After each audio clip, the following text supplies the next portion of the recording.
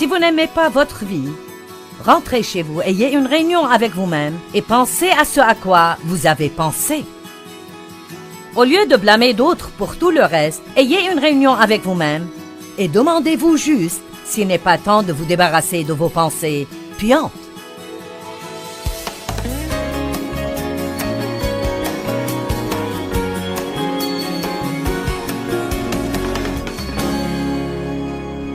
Vous savez, c'est une chose d'avoir quelque chose par la foi, c'est une autre de l'avoir grâce à votre expérience. C'est une chose de l'avoir légalement, comme je l'appelle, il y a beaucoup de bénédictions qui sont légalement à vous, parce que Christ est mort, son sang a été versé, il a scellé une nouvelle alliance dans son sang, et en tant que croyants nés de nouveau, nous sommes cohéritiers avec lui et nous avons un héritage. Il est légalement à nous, c'est à nous, mais c'est sa possession qui devient parfois problématique pour les gens. Les Israélites sont sortis des chaînes de l'Égypte. Ils étaient esclaves en Égypte. C'est l'équivalent d'être esclaves du péché. Dieu leur a envoyé un libérateur, Moïse, et nous en a envoyé un, Jésus-Christ. Et nous sommes sortis de l'esclavage du péché. Ils ont été délivrés de l'esclavage de Pharaon, et ils se sont dirigés vers un lieu appelé la terre promise. Nous sortons de l'esclavage du péché et nous entendons parler des promesses de Dieu et nous commençons à apprendre comment nous les approprier dans notre vie. Bien, les Israélites devaient passer par un lieu que la Bible appelle le désert. C'était un voyage de 11 jours à vol d'oiseau, tout droit à travers ce désert. Cependant, ça leur a pris 40 longues, malheureuses et pénibles années avant que certains d'entre eux finalement y entrent. La plupart d'eux n'y entrèrent pas d'ailleurs. De plusieurs millions qui sont sortis, à peu près 1,5 million avec les enfants, très peu entrèrent dans la terre promise. Josué, Caleb, et certains des enfants qui n'avaient pas encore atteint l'âge de raison, quand Dieu finalement en a eu assez et a dit « Vous n'allez pas entrer dans la terre promise ». Maintenant, nous regardons leur histoire et nous secouons la tête en pensant que c'est bête. Si c'est un voyage de 11 jours, comment ça a pu vous prendre 40 ans pour vous y rendre? Mais il faut que nous nous réveillions ce soir et réalisions que beaucoup d'entre nous ont tourné autour des mêmes montagnes encore depuis trop longtemps. Et ma parole pour vous ce soir est il est temps de passer et d'avancer rapidement vers la terre promise. Or, ils pensaient que le problème, c'était leurs ennemis. C'étaient les Ismaélites et les Hivites et les Jébusites et les autres Hites. Et nous avons tous nos marques de nom en Hites. Ça peut être les mauvais maris Hites, les malotrus, voisinites, les maladies Hites, la pauvreté Hite, le mauvais passé Hite. Nous avons tous nos propres Hites et nous pensons que c'est le problème, le diable Hite. Si seulement il me laissait tranquille. Si ceci, si cela, c'est autre chose. Mais quand j'ai commencé cette étude, il y a de longues années, et que j'ai cherché et me suis approfondi là-dessus, je me suis rendu compte que très clairement dans les Écritures, le problème ce n'était pas leurs ennemis, parce que voyez-vous, Dieu était de leur côté. Et si Dieu est pour nous, qui sera contre nous? Il n'y a rien dans ce monde qui peut nous vaincre si Dieu est pour nous. Et Dieu était de leur côté. Il leur a dit, si vous faites ce que je vous dis, vous pouvez faire un voyage rapide à travers ce désert et profiter de ma promesse. Mais ils n'ont pas fait cela. Ce n'étaient pas leurs ennemis. Ce n'étaient pas les Jébusites, les Pérézites, les Hivites qui étaient leurs ennemis. Ce n'étaient pas les géants dans le pays. C'était leur mauvais état d'esprit et leur mauvaise attitude. Ils ne savaient pas comment penser de la façon dont Dieu voulait qu'ils pensent. Vous pouvez absolument penser à votre sortie des chaînes et penser à votre voie vers la liberté si vous apprenez à penser de la manière dont Dieu veut que vous pensiez. Il est impossible d'avoir la victoire et de penser au lien. Il est impossible d'être heureux et de penser à la tristesse et la dépression.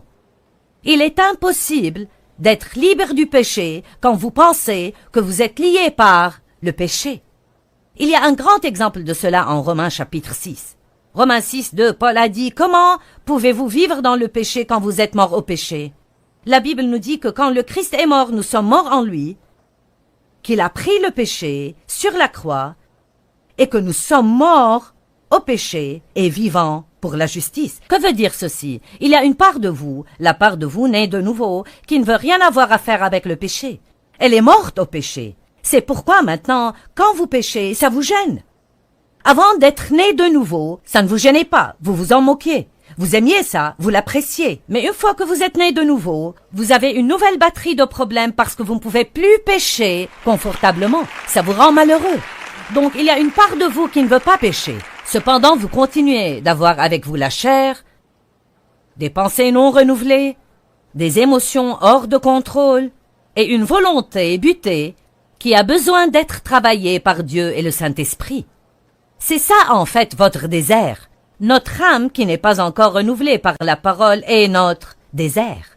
Nous devons apprendre comment laisser Dieu qui est dans notre esprit envahir notre âme. Il ne veut pas vivre seulement dans cette petite place de l'esprit. Il veut être dans vos pensées, dans vos émotions, dans votre volonté, dans vos finances, dans vos relations, dans vos distractions, et il veut finalement être vu à travers vous comme une lumière éclatante, afin que le monde dise « Cette personne a quelque chose que je veux », que quelqu'un rende gloire à Dieu.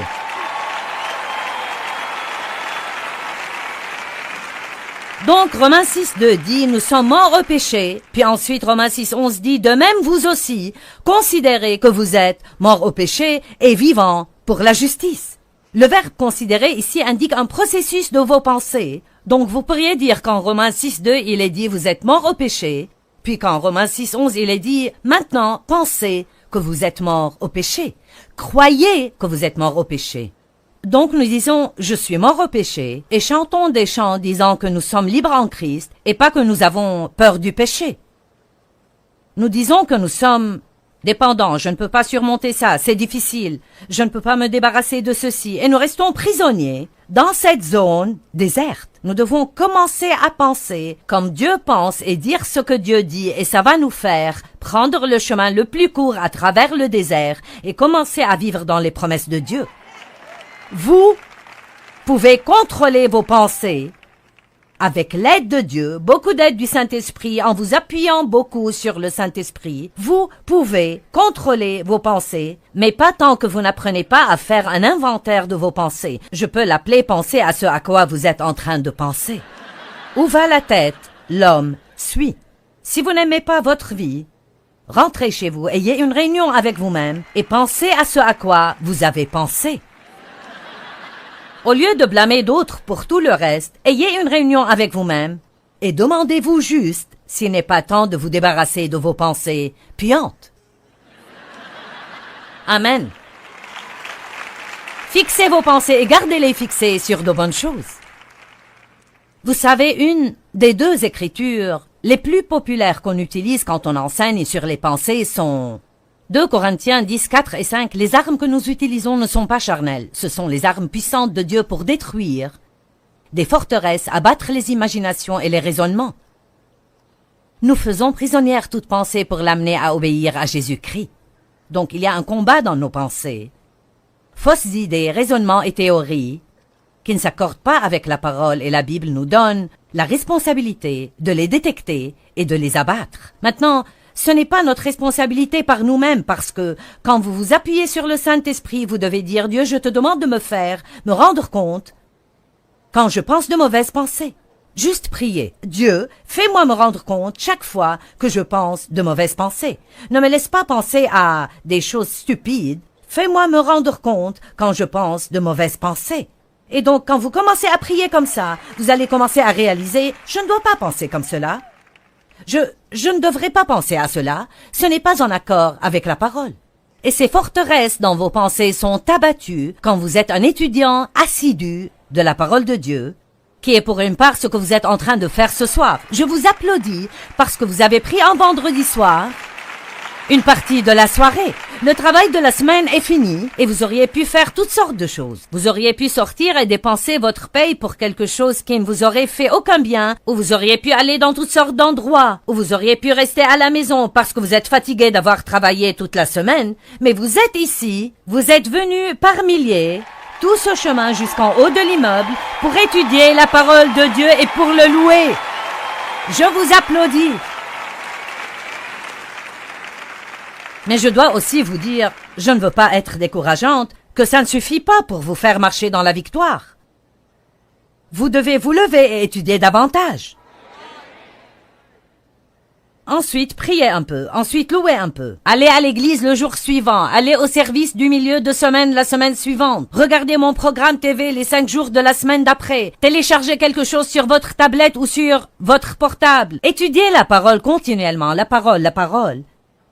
Et bientôt, vous allez penser d'une façon complètement différente. Romains 12:2. Ne vous conformez pas à ce monde-ci, mais soyez transformés, complètement changés par le renouvellement de votre intelligence, pour discerner quelle est la volonté de Dieu, ce qui est bien, qui lui est agréable et parfait. Merci, je vous aime aussi.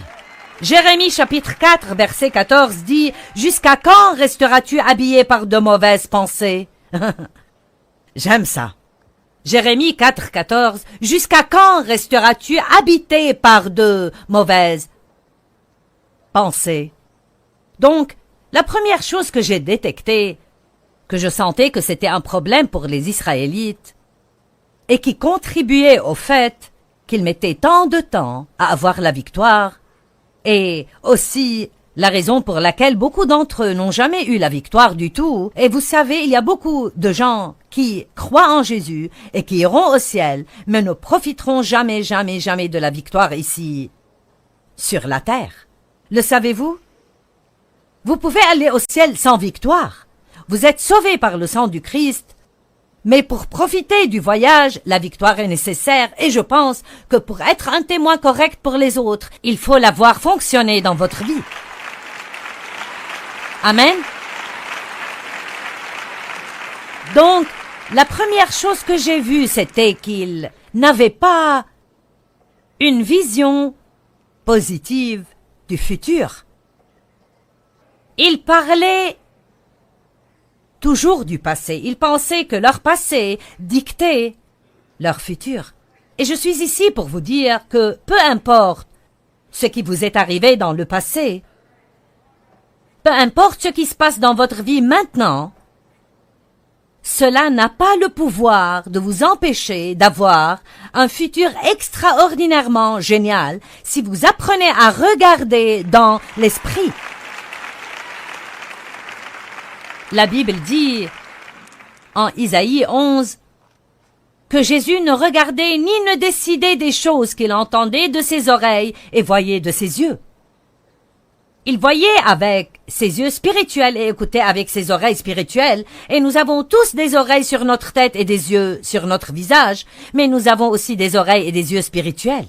Avec nos yeux naturels, nous voyons ce qui se passe et ce qui arrive dans notre vie. Mais avec nos yeux spirituels, nous voyons ce que nous ne pouvons voir avec ces yeux-ci. Nous regardons avec une attitude de foi et nous disons « Dieu dit que je peux avoir un bon futur et je crois que je peux avoir un bon futur. » J'étais récemment dans un Starbucks dans une ville dans l'Utah. Une femme m'a reconnue et a commencé à me parler. Elle a dit « J'ai écrit à votre ministère et vous ai parlé de mes problèmes. » Et ainsi de suite. Elle a commencé à me raconter ses problèmes. Elle a dit « Oui, je vais vous dire. » Elle a dit « Dans ma vie, j'ai été jetée sous le bus. » Je ne lui ai pas dit ceci parce que je ne voulais pas la blesser, mais quand je suis partie, j'ai pensé « Madame, j'ai aussi été jetée sous le bus, mais maintenant je le conduis. » Amen. Bien, elle s'est juste arrêtée à « j'ai été jetée sous le bus ». Et je peux vous dire, elle va être assise quelque part à raconter la même triste histoire à quelqu'un dans 1 an, dans 5 ans, dans 10 ans. Seulement son histoire va être de plus en plus amère et va paraître encore pire parce qu'elle n'avait pas d'espoir de changement dans sa vie. Et j'ai essayé de lui dire, eh bien, Dieu peut changer les choses, vous devez avoir confiance et croire en Dieu. Et tout ce que je recevais comme réponse à chaque fois, c'était un mur ou une quelconque excuse. Son cas était un cas spécial, ce n'était pas comme tous les autres cas, personne n'avait jamais souffert comme elle, elle avait été jetée sous le bus et elle était allongée sous les 4 roues et elle n'avait aucune intention de sortir de sous ce bus. Bon, j'ai décidé de conduire ce bus stupide. Et vous pouvez faire la même chose. Mais écoutez-moi bien, ce n'est pas quelque chose que quelqu'un peut décider à votre place. Chaque personne doit décider cela elle-même. J'aimerais que nous regardions un exemple dans Genèse au chapitre 13. Nous voyons ici un homme, Abraham, qui a tout perdu, et cependant il finit avec plus que ce qu'il avait perdu.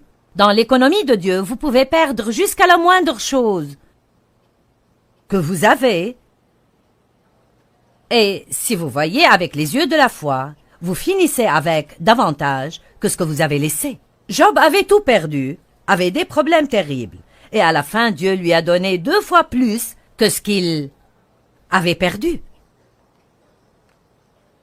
Abraham avait béni son neveu Lot en lui partageant ce qu'il avait, et ensuite, ils sont devenus si prospères tous les deux, ils avaient tellement de troupeaux et tellement d'employés qu'ils ne s'entendaient plus, les employés. Et donc, Abraham alla voir Lot, prit l'initiative, voulant être un artisan de paix, et il a dit, « Je te prie qu'il n'y ait pas de conflit entre nous. Décide quelle part du pays tu veux et je prendrai ce que tu me prends pas. » Voici, je pense que c'est une attitude plutôt extraordinairement humble ici. Car j'aurais dit, je vais prendre ce que je veux en premier et tu prendras le reste, parce que tu n'aurais rien eu si je ne te l'avais donné. Mais Abraham était évidemment un homme de Dieu, ce qui est probablement la raison pour laquelle Dieu a pu faire alliance avec lui et l'utiliser comme il l'a fait. Donc, effectivement, si vous lisez le chapitre 13, Lot choisit la meilleure part de la vallée du Jourdain, et Abraham a dû prendre ce qui restait. Donc, il n'était pas en très bonne forme. Mais au verset 14, il est dit, « Le Seigneur dit à Abraham, après que Lot se fut séparé de lui, lève donc les yeux et du lieu où tu es, regarde au nord, au sud, à l'est et à l'ouest. Oui, tout le pays que tu vois, je te le donne ainsi qu'à ta descendance pour toujours. » Et au verset 17, il est dit, « Lève-toi, parcours le pays, en long et en large, car je te le donne. » Donc, il dit 2 choses ici. Les 2 sont importantes. La première, il a dit, « Regarde au nord, au sud, à l'est et à l'ouest, et tout ce que tu peux voir, je te le donne. » Bon, de toute évidence, il lui disait de regarder avec ses yeux naturels. Mais je crois que Dieu veut vous dire ce soir, regarde vers le futur. Que vois-tu par la foi pour ta vie? Est-ce que tu peux te voir sans dette? Est-ce que tu peux te voir propriétaire de ta maison? Est-ce que tu peux te voir avec une nouvelle voiture? Est-ce que tu peux te voir dans un meilleur travail? Est-ce que tu peux te voir être une bénédiction pour beaucoup de gens? Est-ce que tu peux te voir vivre et jouir de ton rêve, quel que puisse être ce rêve? Tant que c'est aussi le rêve de Dieu, tu peux vivre ce rêve. Peux-tu le voir? Si tu ne peux pas le voir, tu ne l'auras jamais. Ensuite, il lui a dit, « Et tout ce que tu vois, je te le donne. Maintenant, va et marche dessus. Va, prends-le. » Ça veut dire entreprendre une action. J'avais un rêve. Un rêve donné par Dieu de prêcher l'Évangile. C'était quelque chose que Dieu a fait naître dans mon cœur lorsque j'ai entendu un enseignement sur cassette en 1976. J'étais si étonnée que quelqu'un puisse prendre un passage de l'Évangile de Marc et prêcher dessus pendant presque 1 heure et garder votre attention. Et le désir brûlant de prêcher l'Évangile tout autour du monde est venu dans mon cœur, ce qui était très stupide si on considère où j'en étais à l'époque, donc c'était Dieu. Disons juste que j'étais la candidate la moins à même de le faire. Donc, Dieu mettra des choses dans votre cœur qui n'ont pas de sens pour votre intelligence. Vous ne pouvez pas vivre avec une intelligence non renouvelée. Vous devez vivre avec l'intelligence de l'esprit.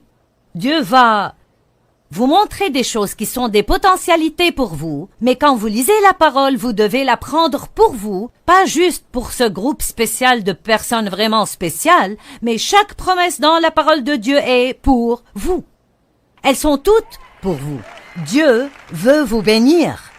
Dieu veut vous promouvoir. Dieu veut vous élever. Dieu veut vous utiliser. Dieu veut vous guérir. Amen. Mais vous devez le voir Et vous ne pouvez pas attendre de le voir avec ses yeux avant de le croire. Vous devez le voir d'abord avec vos yeux spirituels, ensuite vous le verrez finalement avec ses yeux-ci. Je vis dans le Missouri qui est appelé l'État du montre-moi. Eh bien, dans l'économie de Dieu, vous devez d'abord le croire, le voir avec vos yeux de foi, et ensuite vous le verrez finalement dans le naturel. Néanmoins, même si je proclamais par la foi ce que je croyais que Dieu m'avait dit et donné, je proclamais ces promesses comme m'appartenant, je devais quand même aller et prendre possession de ce pays. Maintenant, l'expression « prendre possession » est intéressante car, si vous l'étudiez, elle signifie déposséder les occupants actuels et ensuite prendre le pays. Donc, il y avait des ennemis dans la terre promise et ils ne voulaient pas s'occuper des ennemis. Donc les Israélites n'y entraient pas. Ils continuaient juste d'errer encore et encore en attendant que Dieu fasse quelque chose avec les ennemis avant d'entrer et de prendre ce que Dieu leur avait dit de prendre. Bon, voilà un point intéressant. En fait, en 2 ans, ils étaient arrivés à la frontière de la terre promise. Et si je vous emmène à Deutéronome chapitre 1, ce que je vais faire maintenant, allons à Deutéronome 1. Deutéronome chapitre 1, verset 20. Je vous ai dit, vous voici, arrivés près de la région montagneuse des Amorites que notre Dieu nous donne. C'est Moïse qui dit cela. Vois, le Seigneur ton Dieu t'a remis le pays. Monte, prends-en possession. Comme le Seigneur, le Dieu de tes pères, te l'a promis. Ne crains pas, ne te laisse pas abattre.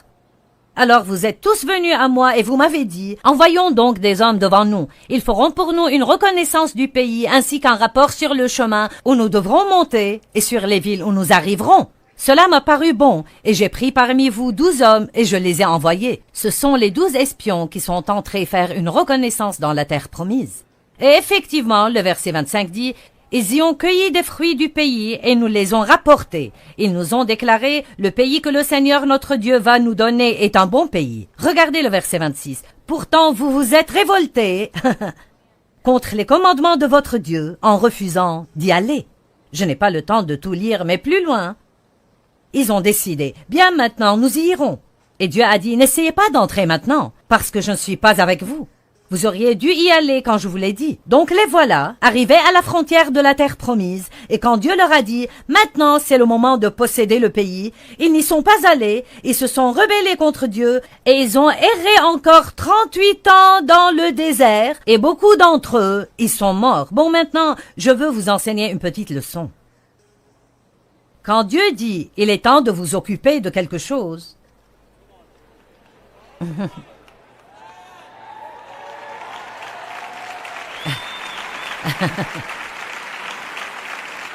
quand Dieu vous dit de vous occuper de quelque chose, il y a une onction pour le faire à ce moment-là. Et vous ne pouvez pas le mettre de côté jusqu'à un moment plus pratique ou un moment apparemment plus facile ou un moment où vous vous sentez prêt, parce qu'alors vous pouvez décider, j'en ai marre de supporter ça, je pense que je vais m'en occuper maintenant, et puis vous rendre compte que Dieu ne vous a pas oint à ce moment-là. Nous devons apprendre que quand Dieu touche des choses dans nos vies, il faut le prendre sérieusement. Si Dieu s'occupe d'une mauvaise attitude chez vous, il faut agir. S'il s'occupe de vous concernant le manque de pardon chez vous, agissez en conséquent. Ne donnez pas l'excuse que c'est difficile de pardonner aux gens. Je vais vous dire ce qui est difficile. Haïr les gens, c'est bien plus dur que de pardonner aux gens. Le pardon est facile comparé à la haine et l'amertume et au ressentiment et au fait d'être plein de poison tout le temps.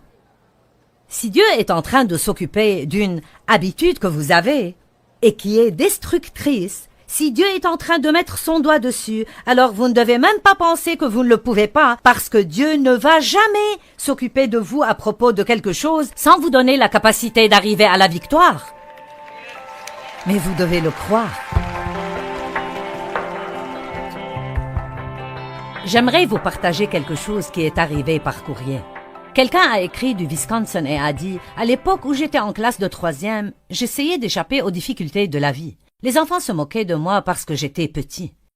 Ma grand-mère m'avait donné ma première boisson alcoolisée à 9 ans et donc je suis devenu alcoolique et ai fini en prison pour 7 mois. Des années plus tard, j'ai entendu Joyce prêcher et j'ai depuis écouté son programme. J'ai appris combien la vie chrétienne est extraordinaire quand vous vivez dans les fruits de l'esprit et étudiez la parole de Dieu comme une manière de vivre. Et je souligne cela. Étudiez la parole de Dieu comme une manière de vivre. Vous savez, renouveler votre intelligence, c'est oublier votre passé et utiliser vos yeux spirituels et commencer à marcher dans la parole de Dieu.